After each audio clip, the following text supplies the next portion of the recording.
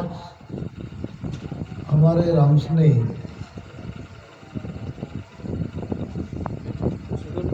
छगन जी कारू चौहान, इनके निवास स्थान पर यह सत्संग का आयोजन हो रहा है। बहुत ही खुशी की बात है।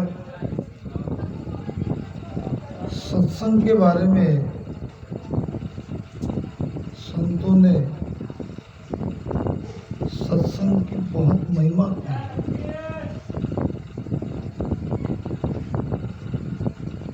कबीर साहब फरमाते हैं,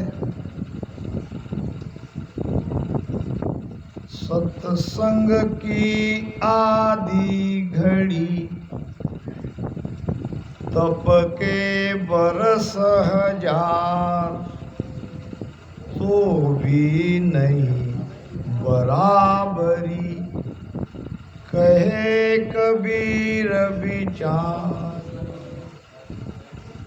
हम और आप सत्संग को जितना महत्व देते हैं, सब काम धाम छोड़ के सत्संग के लिए हाजिर हो जाते हैं, ये बड़ी अच्छी बात है। फिर भी सत्संग का महत्व इनसे कई गुना अधिक है। हम और आप जितना समझते हैं, इससे कई गुना ज्यादा महत्व इस सत्संग को है। संतों की वाणी में प्रमाण आता है, सत्संग की आधी घड़ी 22:30 की एक घड़ी होती है, 11:15 की आधी घड़ी होती है। और तप के बरस हजार, हजारों बरस तपस्या करो, 11:15 की सत्संग कर लो, तो भी नहीं बराबरी कहे कबीर विचार। विचार पूर्वक कह रहे हैं। तो ये सत्संग को छोटी मोटी बिल्कुल नहीं समझना। तुलसी साहब कहते हैं, हाथरस वाले, एक घड़ी आधी घड़ी और आदि में पुनः आदि, तुलसी संगत साध की कटे कोट अपराध।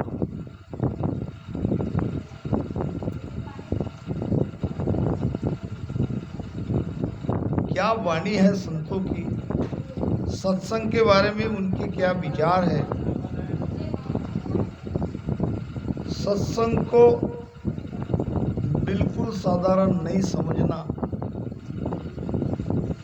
संता की संगत करे जूं त्यों करके आए, तो भक्ति सुखराम कहे जद तद उपजे आए।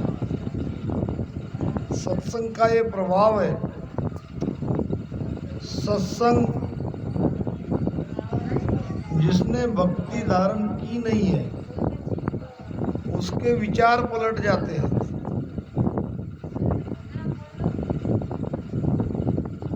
सत्संग में आने के बाद हमारी दिशा और दशा दोनों में परिवर्तन होने लगता है।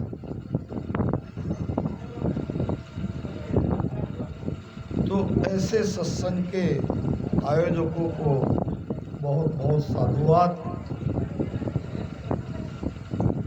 आइए गुरु महाराज के कुछ गहरे रहस्य को समझने का प्रयास करेंगे। हम और आप जानते हैं कि ये जो ज्ञान है, ये ज्ञान किस देश का है। ये माया ब्रह्म से अलग उस सस्वरूप आनंद पद का ज्ञान है, अमरलोक का ज्ञान है। इस ज्ञान को धारण करने वाला वो जीते जी अमर हो जाएगा। अमर लोक जे जाय, जके रस्तो कहूँ तोई, सुनो सकल नर नार, कसर राखू नहीं कोई। ओ तनवो बैराट जिकण सुन्यारो क्वावे। एक विष ब्रह्मांड चूर कोई बिरला जावे। सुख राम अदर सतलोक है, अदर जमीवा जान। यादे क्या वा एथली, कर नर हाथ पिछाण। पहली बात, अमर लोक जाने का रास्ता क्या है, उसका भेद क्या है। अमर लोक जे जाए जको रस्तो कहूं तोई। अमर लोक जाने का रास्ता सदगुरु के माध्यम से मिलता है। बिन सदगुरु संसार जीवगत जाने नहीं। ये जीव नहीं समझ सकता इस गति को, इस भेद को। उसके लिए सदगुरु के शरण में आना पड़ेगा। 3 लोक 9 खंड में गुरु से बड़ा न कोई। करता करे जो कर न सके, गुरु करे सो होए। स्वयं परमात्मा जो कर नहीं सकते वो सदगुरु करते हैं। सदगुरु के हाथ में वो पावर है। प्रसंग आता है द्रौपदी स्वयंवर का। राजा द्रुपद ने ये पन रखा था कि जो राजकुमार नीचे कढ़ाई में जो उबला हुआ तेल उबल रहा था, नीचे देख के ऊपर चक्र में मछली थी, नीचे देखते हुए ऊपर चक्र में घूमने वाली मछली के बाई आंख को जो कोई फोड़ेगा बाण से, द्रौपदी उसके गले में वरमाला पहनाएगी। उस जमाने के सारे राजकुमार स्वयंवर के लिए आए तो जरूर, मगर ये प्रण को जीतना नामुमकिन था, कठिन था। पांडवों में अर्जुन को तैयार किया गया, अर्जुन तैयार भी हो गया। अर्जुन के सखा थे भगवान श्री कृष्ण, उनके गुरु भी थे, सखा भी थे, मित्र भी थे और रिश्तेदार भी थे। भगवान कृष्ण अर्जुन के कांधे पर हाथ रखते देखते उनको समझा रहे थे कैसे आपको नीचे उबलते हुए कढ़ाई में तेल में देखते हुए वहां निशाना लगाना है। एक एक बात समझा रहे थे। पहली बात तो हौसला दे रहे थे, हे अर्जुन, ये तुम्ही को जीतना है। द्रौपदी तुम्हारे ही गले में वरमाला डालेगी, मुझे विश्वास है। मगर मेरी बात ध्यान से रखना, बड़े धैर्य से नीचे उस कढ़ाई में देखना, हाथ पैर को बिल्कुल कांपने नहीं देना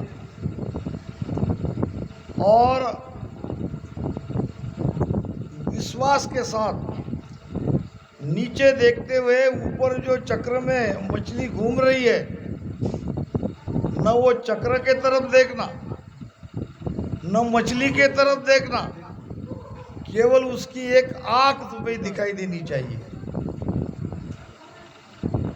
लक्ष्य को पहले ढूंढ लो और फिर बाण चलाओ। ये प्रण तुमको ही जीतना है, तुम्हारे अलावा कोई दूसरा जीत नहीं सकता। इतनी देर तक अर्जुन जो सुन रहा था, उसने कहा, गुरुदेव आपकी आज्ञा सिर आंखों पर एक शंका है। भगवान ने कहा, पूछो। आपने जो जो मुझे ज्ञान दिया, जो भी समझ की बात बताई, ये मेरे लिए बहुत ही उपयुक्त है। मुझे धैर्य रखना है, विश्वास के साथ बाण चलाना है, चक्र के तरफ नहीं देखना है, मछली के तरफ नहीं देखना है, आग के तरफ भी देखना है, और नीचे कढ़ाई में उबलते हुए तेल में देख को वहाँ निशाना लगाना है। तो सब तो मैं ही कर रहा हूँ, तुम मेरे सदगुरु हो, तुम्हारा यहाँ मुझे कोई मदद मिलती दिखाई नहीं दे रही, तुम क्या करोगे? भगवान कृष्ण हंसते हुए कहने लगे, मैं वही करूँगा जो तुम नहीं कर सकते। जो तुम नहीं कर सकते वो मैं करने वाला हूँ, और मैं करूँगा तो भी तुम जीतोगे, नहीं तो तुम जीत भी नहीं सकते। तो ऐसा कौन सा काम है जो मैं नहीं कर सकता और आप ही कर सकते हो? क्योंकि निशान तो मुझे लगाना है, घूमती हुई चक्र में मछली की आग को फोड़ना है। ये सारे असंभव से कार्य मुझे ही करने के लिए कर रहे हो। अब इसमें ऐसा कौन सा काम बचता है कि जो तुम कर सकते हो? भगवान ने कहा, वही नीचे उबलते हुए कढ़ाई में जो तेल उबलता हुआ स्थिर नहीं रहेगा, उसको मैं स्थिर करने वाला हूँ। बताओ, क्या तुम ये स्थिर कर सकते हो? अर्जुन ने हाथ जोड़ दिए। गुरु तो गुरु ही, गुरु तो गुरु ही है। चेला कभी गुरु की जगह नहीं ले सकता। छोटा सा दृष्टांत और याद आ गया, समझा देता हूँ। एक बहुत बड़ा नामी पहलवान था, और बड़े बड़े पहलवान को उसने चित कर दिया था। दुनिया में उसकी बहुत महिमा होती थी। अब पैज लगाने वाले, शर्त लगाने वाले काफी पैसा हार चुके थे। हारने वाले सभी सेठों ने एक उपाय किया, अब इसको किससे लड़ाए, ये तो हारता ही नहीं है। एक ने कहा, क्यों ना हम इसको इसके गुरु से लड़ा दें। गुरु और चेला की कुश्ती होगी, देखने में भी आनंद आएगा।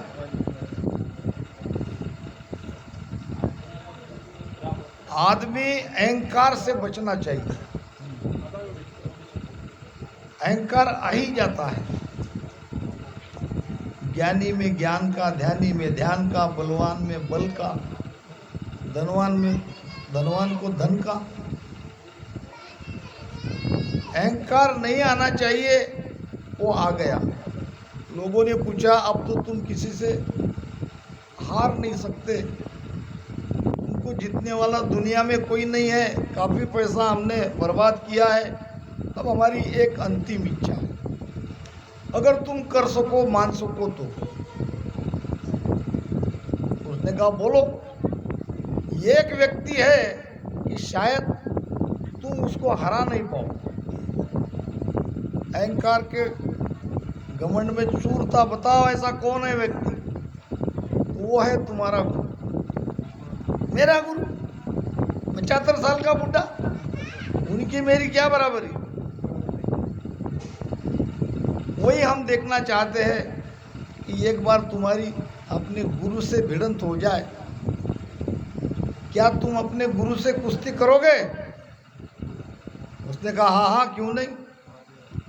लोग सभी गए गुरु के पास, कहने लगे, तुम्हारा चेला तुमसे कुश्ती खेलना चाहता है, क्या तुम तैयार हो? 75 साल के बूढ़े पहलवान ने कहा, मैं तो तैयार नहीं हूँ, मेरी उनसे कोई बराबरी नहीं है, मगर क्या ये बात तुमने मेरे चेले से पूछी? हाँ, वो तो तैयार है, मेरा चेला मुझसे कुश्ती खेलने के लिए तैयार है, हाँ तैयार है। चलो फिर मैं भी हो जाता हूँ, बूढ़ा हूँ, घर का मामला है, मैं जीता क्या वो जीता क्या, बात तो घर के घर में रहेगी। वैसे भी चेला बेटा ही रहता है गुरु का। मैं गिरा क्या और जीता क्या, दोनों बात बराबर ही है। विजय तो मेरा बेटा ही होगा या मैं होगा, दोनों में एक ही भाई। दोनों आ गए और पलक झपकते ही बूढ़े पहलवान ने अपने शागिर्द को, जो बहुत तगड़ा था, एक पलक में आग की पात नहीं लगती है उतनी देर में गिरा दिया, उसके छाती पे बैठ गया।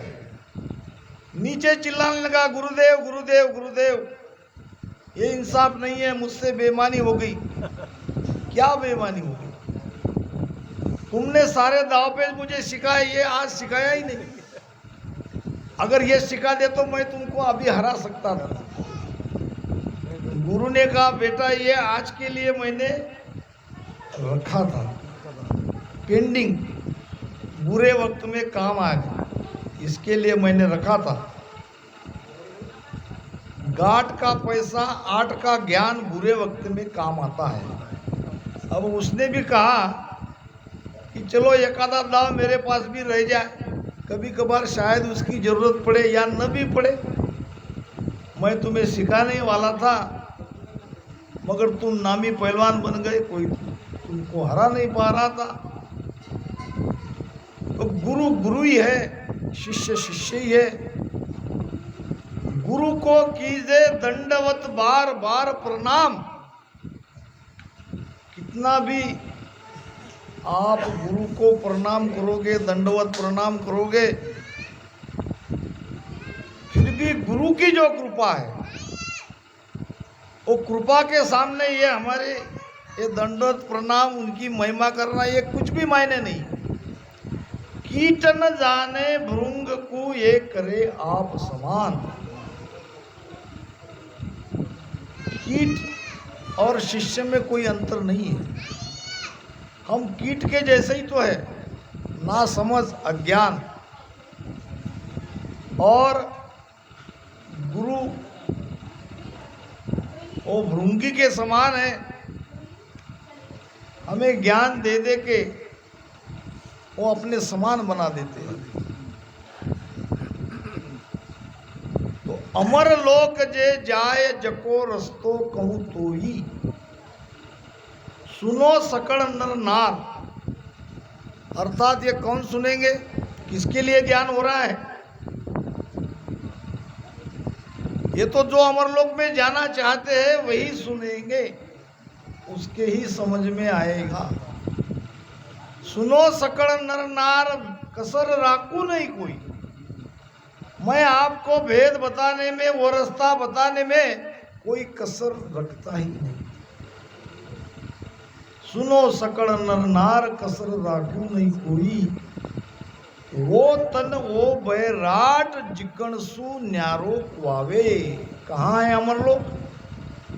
तन से और तन के बैराट से। तन क्या? ये 3.5 हाथ का हमारा शरीर, और बैराट ये शरीर की एरिया जितनी है, कितनी है शरीर की एरिया? बैराट किसको कहते हैं? ये नया शब्द बार बार आता है, आज आपके सामने इसके रहस्य को खोल रहा हूं। बैराट किसको कहते हैं? तन का बैराट क्या है? तो शरीर के अंदर क्या क्या है देखो। शरीर के अंदर मन है, बुद्धि है, शीत है, बाकी तो और है, ज्ञानेंद्रिय, कर्मेंद्रिय है, तो सब है, 5 तत्व है। तो बैराट को समझना है। हमारा मन जहां तक दौड़ता है, मन कहां तक दौड़ता है? हजारों लाखों करोड़ों किलोमीटर चला जाता है एक पल में, उसका वार पार नहीं है, वार पार नहीं। ये मन जहां तक हमारे विचार जाते हैं, बुद्धि हमारी जहां तक चलती है, वहां तक तन का बैराट है। और अमरलोक कहाँ है? वो तन वो बैराट जिकणसु न्यारा क्वावे। हमारा मन जहाँ तक चलता है वहाँ तक वो अमरलोक नहीं है। हमारी बुद्धि जहाँ तक चलती है वो अमरलोक नहीं है। ये बुद्धि से परे है, ये मन से परे है, ये विचार से परे है। यह है बैराट।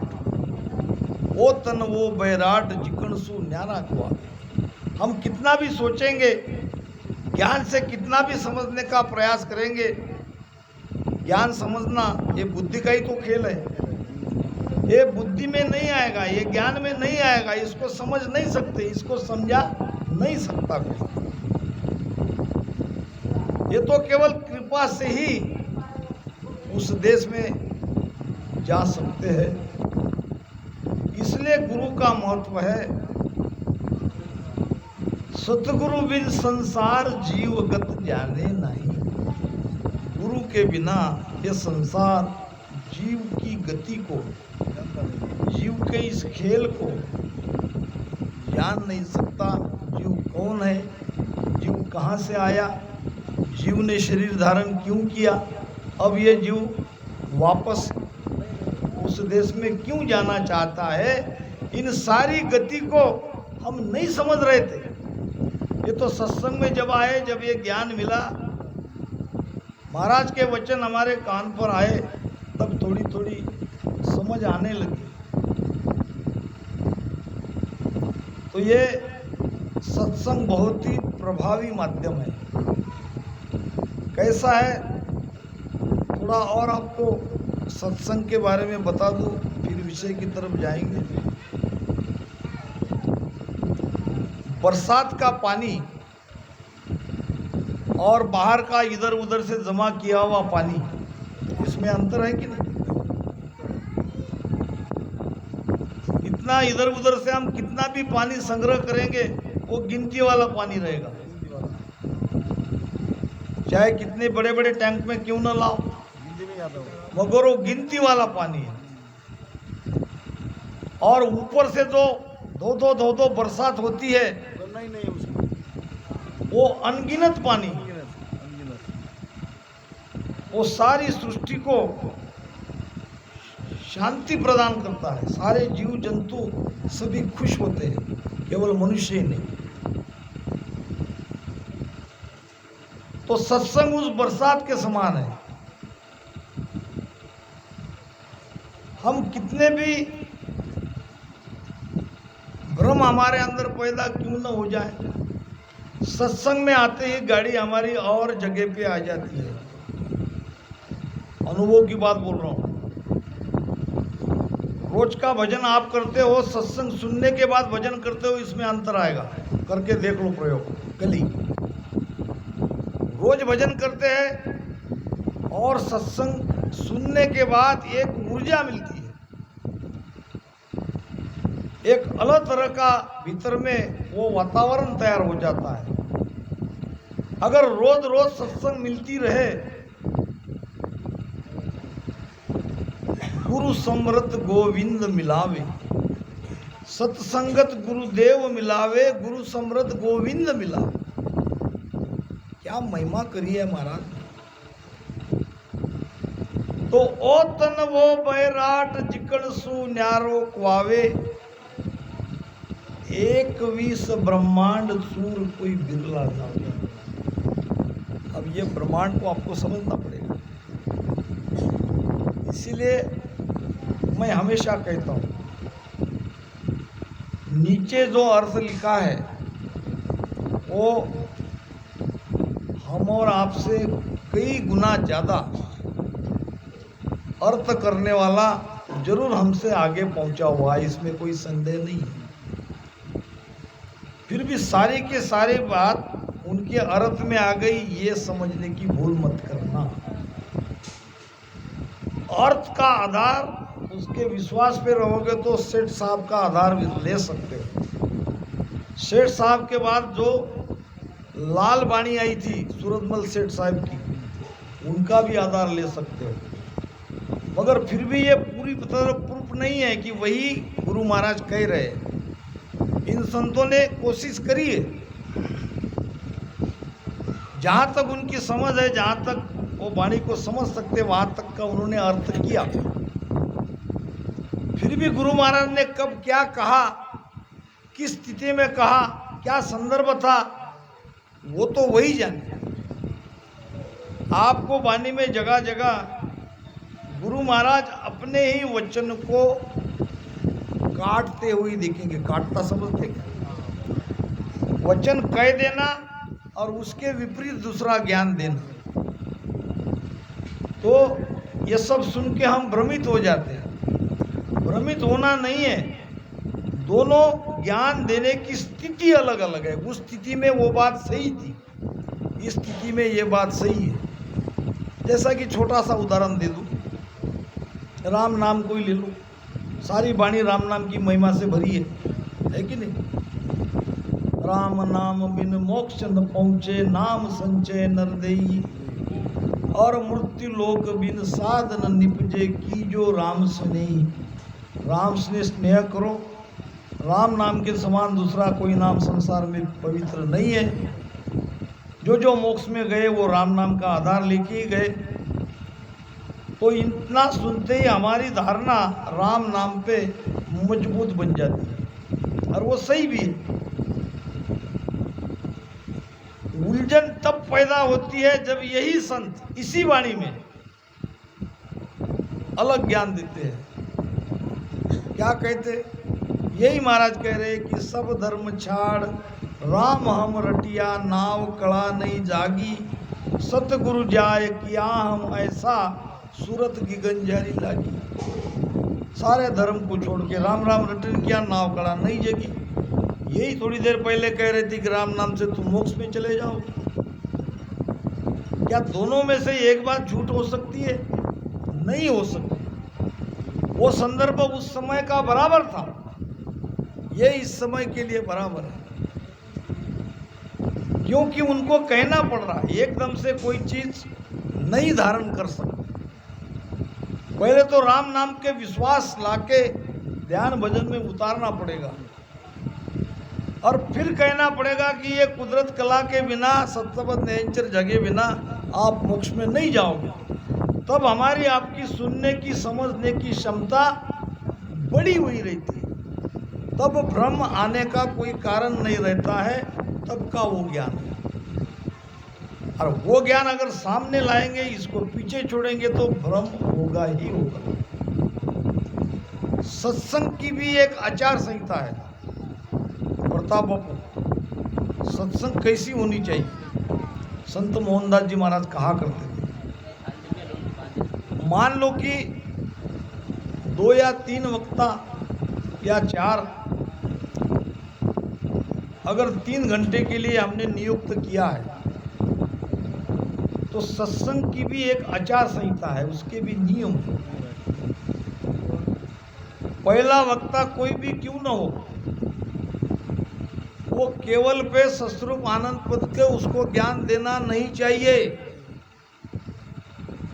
उनको तो केवल गुरु की महिमा के बारे में ही ज्ञान देना चाहिए। मूल गुरु है, मूल में क्या है? हमारे सतगुरु है। सतगुरु कौन? सतगुरु के पावर क्या? सतगुरु किसे कहते हैं? सतगुरु को कैसे पहचानेंगे? आज सुबह 3 घंटा इसी एक विषय पर चर्चा हुई, क्योंकि जब वही ज्ञान बार बार हमें मिलेगा, तो सतगुरु के बारे में हमारी आस्था बढ़ेगी। सतगुरु तत्व को हम समझेंगे। सतगुरु क्या है, सतगुरु का क्या महत्व है, ये समझने के बाद दूसरा वक्ता आने के बाद उसने राम नाम पे ज्ञान देना चाहिए। राम नाम क्या है, उसका महत्व क्या है। तो ये समझ में आती है। नया जीव इस चीज को धारण करता है कि गुरु का भी महत्व बता दिया, अरे गुरु ने जो राम नाम दिया है उसका भी महत्व ये बता रहे हैं। ज्ञान में उनकी रुचि बढ़ती है, वो समझने की कोशिश करता है। तीसरा वक्ता साधना के बारे में, भेद के बारे में उसने कहना चाहिए कि कैसे सांसों सांस में राम नाम को लेना है, मन को कैसे लगाना है, सुरती क्या है, नृत्य क्या है, इसको ध्यान में कैसे उतारना है, शरीर को स्थिर कैसे रखना है। तीसरा, जब ध्यान के बारे में बताएगा तो एक लाइन से तीनों चीज़ें समझ में आएगी। सदगुरु भी चाहिए, राम नाम भी चाहिए, और कैसे बैठना है ध्यान में, फिर वो बैठेगा। और चौथा जो वक्ता आता है उसने निर्णय करना है, सार ज्ञान देना है, निचोड़ देना है, सस्वरूप केवल पद का, सस्वरूप आनंद पद का ज्ञान देना है। अब हो क्या रहा है, पहला वक्ता आके सस्वरूप केवल ज्ञान देके चला जाता है, वो तीसरा चौथा वक्ता आके राम नाम पे बोलता है। अब पहले सस्वरूप का आनंद पद का ज्ञान मिल गया, अब राम नाम क्या खाक समझोगे? द्वंद्व निर्माण होगा, कंफ्यूजन बढ़ेगा। इसलिए